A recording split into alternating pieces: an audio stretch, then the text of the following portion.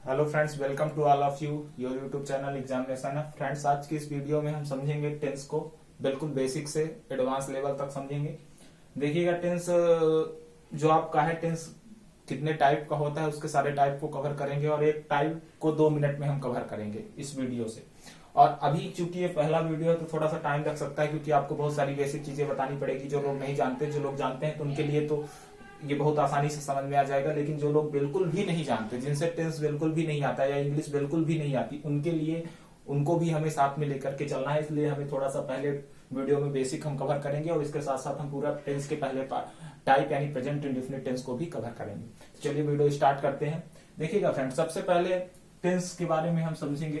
तो टेंस का हिंदी में मतलब होता है काल, और काल मीन्स होता है फ्रेंड्स समय। देखिएगा, टेंस जो होता है वो 3 टाइप का होता है: प्रेजेंट टेंस, पास्ट टेंस और फ्यूचर टेंस। जो प्रेजेंट टेंस होता है उसके भी 4 टाइप होते हैं, और जो पास्ट टेंस होता है उसके भी 4 टाइप होते हैं, और जो फ्यूचर टेंस होता है उसके भी 4 टाइप होते हैं।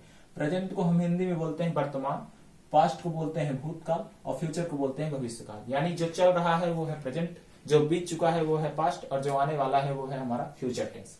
चलिए, तो सबसे पहले हम प्रेजेंट टेंस के पहले टाइप को कवर करेंगे। देखिए, हर एक टेंस के 4 टाइप हैं, यानी प्रेजेंट टेंस के भी 4 टाइप हैं, और पास्ट टेंस के भी 4 टाइप हैं, फ्यूचर टेंस के भी 4 टाइप हैं। तो सबसे पहले हम प्रेजेंट इंडेफिनिट टेंस को कवर करेंगे, यानी प्रेजेंट टेंस के पहले टाइप को कवर करेंगे।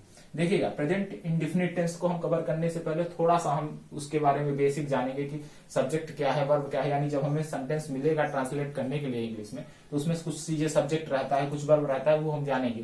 तो देखिएगा, सब्जेक्ट मीन्स होता है कर्ता। यानी आपको अगर कोई ट्रांसलेशन मिला तो सबसे पहले उसमें आपको ये ढूंढना है कि उसमें कर्ता, काम करने वाला कौन है, और दूसरे नंबर पे आपको ढूंढना है वर्ब, यानी उसमें काम क्या हो रहा है, और तीसरे नंबर पे आपको समझना है कि सिंगुलर और प्लूरल। देखिएगा, जब एक कोई चीज रहेगी, जैसे मान लीजिए एक मार्कर है, तो ये होता है, इसको हम सिंगुलर की कैटेगरी में रखेंगे। और मान लीजिए अगर इसके साथ में एक और मार्कर ले लेते हैं, ये भी ले लेते हैं, तो ये 2 हो गया। तो ये दोनों चीजें मिला के 2 हो जाएंगी, तो एक से अधिक हो जाएगा, तो इसे हम प्लूरल की कैटेगरी में रखेंगे, है ना। तो सिंगुलर मिस होता है एक वचन और प्लूरल मिस होता है बहुवचन, है ना। अब ये जो आपका, इसके बाद हम थोड़ा सा समझेंगे वर्ब के बारे में। ये जो वर्ब है उसके बारे में देखिएगा, वर्ब के 3 टाइप होते हैं। पहला टाइप जैसे राइट, रोट, रिटेन, यानी वर्ब की 3 फॉर्म होते हैं। बेसिकली हम 3 जानते हैं, लेकिन एक और होती है जिसमें आईएनजी भी लगा के हम शब्द के लास्ट में आईएनजी जोड़ करके भी उसे हम चौथे फॉर्म की उसमें रख देते हैं, जैसे राइट, रोट, रिटेन। और 4th फॉर्म में हम लिखेंगे राइटिंग, है ना। तो राइट का 2nd फॉर्म है रोट, और 3rd फॉर्म है रिटेन, है ना। अब चलिए हम सबसे शुरू करते हैं प्रेजेंट इंडेफिनिट टेंस को। तो किसी भी टेंस को पढ़ने के लिए हम सबसे पहले उसकी पहचान देखेंगे, उसके बाद उसमें मेन वर्ब देखेंगे, उसके बाद उसमें हेल्पिंग वर्ब देखेंगे, उसके बाद उसका हम सिंटेक्स देखेंगे, यानी संरचना के हम वाक्य, उसका ट्रांसलेशन किस प्रकार बनाएंगे, और उसके बाद हम उसके एग्जाम्पल देखेंगे। तो देखिएगा, प्रेजेंट इंडेफिनिट टेंस में सबसे पहले पहचान देखेंगे। तो पहचान यानी किसी भी शब्द के वाक्य जो होगा उसके अंत में ता है, ती है, ते है आता है, वह वाक्य, वह टेंस प्रेजेंट इंडेफिनिट टेंस कहलाता है ना। जैसे मेन वर्ब जो होगी, इसके साथ इस टेंस में जो मेन वर्ब चलेगी वो वर्ब की फर्स्ट फॉर्म यानी राइट, उसके साथ यस या ईएस हम लगाएंगे। मेन वर्ब की फर्स्ट फॉर्म, वर्ब की फर्स्ट फॉर्म के साथ यस या ईएस लगाएंगे। और जो हेल्पिंग वर्ब चलेगी वो डू और डच चलेगी। अब हम स्टेप बाय स्टेप समझेंगे कि किसके साथ हमें डू लगाना है, किसके साथ डच लगाना है, और कहाँ वर्ब की फर्स्ट फॉर्म का यूज, वर्ब की फर्स्ट फॉर्म के साथ यस या ईएस का यूज करना है।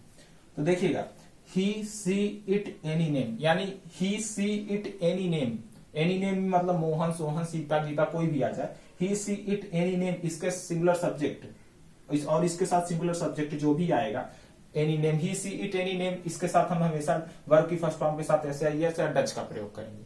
ठीक है, वर्ब की फर्स्ट फॉर्म के साथ एस आई एच और डच का प्रयोग करेंगे। और आई, वी, यू, दे और प्लूरल सब्जेक्ट के साथ केवल डू का प्रयोग करेंगे। फ्रेंड्स, इसके साथ हम कभी भी वर्ब की फर्स्ट फॉर्म के साथ ऐसा यस प्रयोग नहीं करेंगे, चाहे वो सिंपल बना रहे हैं, चाहे निगेटिव, चाहे इंट्रोगेटिव, चाहे वो कुछ भी बना रहे हैं। ओके, तो चलिए अब हम इसका देखते हैं सिंटेक्स की, यानी हम किस तरह से ट्रांसलेशन करेंगे। यानी सबसे पहले सिंटेक्स में हम देखेंगे कि सबसे पहले हम लिखेंगे सब्जेक्ट, उसके बाद हम लिखेंगे वर्ब, वर्ब की फर्स्ट फॉर्म के साथ एस आई एस लिखेंगे। ये हम वर्ब की फर्स्ट फॉर्म के साथ एस आई एस केवल सिंगुलर सब्जेक्ट के लिए, यानी ही, सी, इट, एनी नेम के लिए साथ ही यूज करेंगे।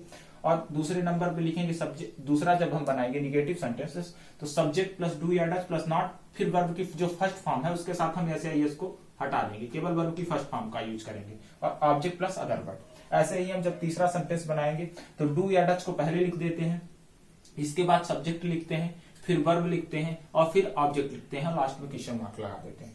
ऐसे जब हम चौथा सेंटेंस बनाएंगे तो डू या does subject plus not plus verb plus object लिख देते हैं। ओके फ्रेंड्स, इस तरीके से हमें समझना है। अभी जब मैं आपको एग्जांपल कराऊंगा तो बहुत आसानी से आपको समझ में आ जाएगा। जैसे मान लीजिए कि वह जाता है, आपको सेंटेंस मिला और इसका आपको ट्रांसलेशन बनाना है इंग्लिश में, तो आप इसको कैसे बनाएंगे? सबसे पहले हम प्रेजेंट इंडेफिनिट टेंस पढ़ रहे हैं, उसके हमने पहचान पढ़ी है कि वाक्य के अंत में ता है, ती है, ते है आता है। तो देखिए यहाँ पे वाक्य के अंत में ता है, आ रहा है, यानी यह वाक्य तो है किसमें? प्रेजेंट इंडेफिनिट टेंस में। तो अब हमें इसका ट्रांसलेशन बनाना है, तो हम सबसे पहले हम सेंटेक्स को टोटल हम फॉलो करेंगे। यानी सबसे पहले हम सेंटेक्स में पहला शब्द बनाने के लिए हम सबसे पहले क्या लिखते हैं? सब्जेक्ट लिखते हैं। तो सब्जेक्ट इसमें क्या है? वह। तो सब्जेक्ट के रूप में हम ही को लिख देंगे, सब्जेक्ट के स्थान में सब्जेक्ट को लिख दें। इसके बाद हम वर्ब लिखते हैं और वर्ब की फर्स्ट फॉर्म के साथ एस लगाते हैं अगर सब्जेक्ट के अकॉर्डिंग। तो सब्जेक्ट हमारा क्या है? ही, सिंगुलर सब्जेक्ट के अंतर्गत आता है ना। तो उसके साथ वर्ब की फर्स्ट फॉर्म के साथ एस लगता है ना। तो ही और जाना की स्पेलिंग क्या होती है? गो मिस होता है जान, और गो के साथ हम जोड़ देंगे ईएस को। तो ये हमारा पहला बन गया ही गोज, अफर्मेटिव सेंटेंस या सिंपल सेंटेंसेस बन गया। जब हम निगेटिव बनाएंगे तो हमने निगेटिव में क्या सोचा है? सब्जेक्ट प्लस डू या does plus not plus verb की first form plus object plus other verb. ध्यान देना है कि जब हम निगेटिव सेंटेंस बनाएंगे, जब डू या डज नॉट का प्रयोग करेंगे तो वहां से हम जो है तो वर्ब की फर्स्ट फॉर्म के साथ एस को हटा देंगे। तो हमने दूसरा जब बनाया तो ही डज नॉट गो। जब हम तीसरा सेंटेंस बनाएंगे तो हम अपने पहले डज को लिखेंगे, डू या डज को लिखेंगे, फिर सब्जेक्ट, फिर वर्ब, फिर ऑब्जेक्ट। तो पहले हमने डज को लिखा, फिर सब्जेक्ट लिखा, फिर वर्ब लिखा, फिर ऑब्जेक्ट प्लस अदर वर्ड लिखा। फिर हम जब चौथा सेंटेंस बनाएंगे तो ये हमने हेल्पिंग वर्ब को लिखा, डू या डज हो गया, फिर उसके बाद हम सब्जेक्ट को लिखेंगे, फिर उसके बाद निगेटिव लिखेंगे यानी नॉट को लिखेंगे, और फिर इसके बाद हम वर्ब को लिखेंगे, फिर ऑब्जेक्ट प्लस अदर वर्ड को लिखेंगे। इसी तरीके से हमें समझना है। यानी कुल मिला के इस प्रेजेंट इंडेफिनिट टेंस को हमें समझने के लिए इसकी पहचान को याद करना पड़ेगा। यानी वाक्य के अंत में ता है, ती है, ते है, आए, वह टेंस जो है प्रेजेंट इंडेफिनिट टेंस कहलाएगा। मेन वर्ब और हेल्पिंग वर्ब जानना है तो मेन वर्ब में आपको वर्ब की फर्स्ट फॉर्म के साथ एस लगाना है, केवल सिंपल सेंटेंस में लगाना है, वो भी सिंगुलर सब्जेक्ट के साथ, और केवल सिंपल सेंटेंस यानी अफर्मेटिव जो पहला वाला हम बनाएंगे केवल उसी में, यदि सिंगुलर सब्जेक्ट है तो। और मैं अगर बोल दूं कि मैं खाता हूं, इसका हमें बनाना है, तो हम इसको कैसे बनाएंगे? तो देखिएगा, मैं किस में आता है? प्लूरल में आता है, प्लूरल सब्जेक्ट में आता है। तो सबसे पहले हमें सब्जेक्ट लिखना है, तो सब्जेक्ट लिखेंगे। इसके बाद हमें वर्ब लिखना है, इसके बाद हमें वर्ब लिखना है, और वर्ब की फर्स्ट फॉर्म के साथ एस लगाना है, किसके अकॉर्डिंग? सब्जेक्ट के अकॉर्डिंग। देखिएगा, सब्जेक्ट हमारा प्लूरल है, इसके साथ हमें डू बस लगता है, निगेटिव से डू लगता है। डू या डज तो पहले तो से तो लगता नहीं है, निगेटिव से लगता है। तो हम आई के साथ उसके वर्ब को लिखेंगे, तो वर्ब, इसमें वर्ब की फर्स्ट फॉर्म के साथ एस नहीं लगेगा, तो सिर्फ केवल वर्ब की फर्स्ट फॉर्म बस लिखेंगे। यानी आई, और खाना की स्पेलिंग होती है EAT, आई ईट।